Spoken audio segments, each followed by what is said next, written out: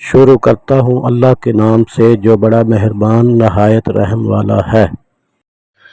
عروہ اور سعید بن مسیب نے خبر دی، انہیں حکیم بن حزام نے کہا کہ میں نے نبی کریم صلی اللہ علیہ وآلہ وسلم سے مانگا تو آن حضرت صلی اللہ علیہ وآلہ وسلم نے مجھے عطا فرمایا۔ میں نے پھر مانگا اور آن حضرت صلی اللہ علیہ وآلہ وسلم نے پھر عطا فرمایا۔ میں نے پھر مانگا، آن حضرت صلی اللہ علیہ وآلہ وسلم نے پھر عطا فرمایا۔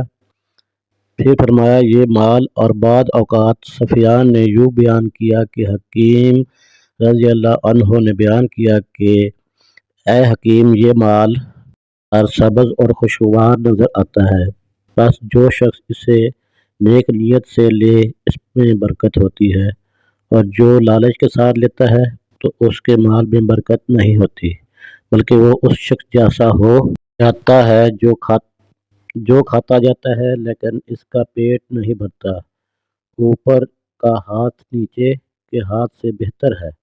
صحیح بخاری حدیث نمبر 6441۔ عبداللہ بن مسعود رضی اللہ عنہ نے بیان کیا کہ نبی کریم صلی اللہ علیہ وآلہ وسلم نے فرمایا، تم میں سے کون ہے جسے اپنے مال سے زیادہ اپنے وارث کا مال پیارا ہو؟ صحابہ نے عرض کیا، یا رسول اللہ، ہم میں کوئی ایسا نہیں جسے مال زیادہ پیارا نہ ہو۔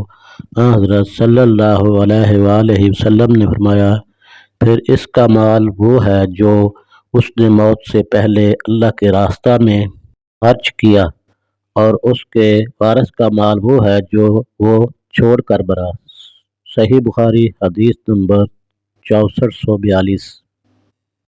ابو ہریرہ رضی اللہ عنہ نے بیان کیا کہ رسول اللہ صلی اللہ علیہ وآلہ وسلم نے فرمایا، اگر میرے پاس احد پہاڑ کے برابر بھی سونا ہو تو مجھے اس میں خوشی ہوگی کہ 3 دن بھی مجھ پر اس حال میں نہ گزرنے پائیں کہ اس میں سے میرے پاس کچھ بھی باقی نہ بچے، البتہ اگر کسی کا قرض دور کرنے کے لیے کچھ رکھ چھوڑوں تو یہ اور بات ہے۔